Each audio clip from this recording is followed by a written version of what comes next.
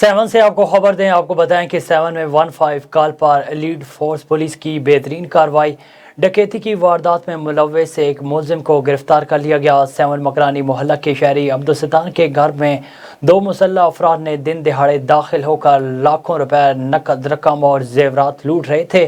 تو شہریوں کی بر وقت اطلاع دینے پر لیڈ فورس نے جائے وقوع پر پہنچ کر ایک ملزم کو رنگے ہاتھوں گرفتار کر لیا، جس کی شناخت ممتاز لغاری کے طور پر ہوئی ہے،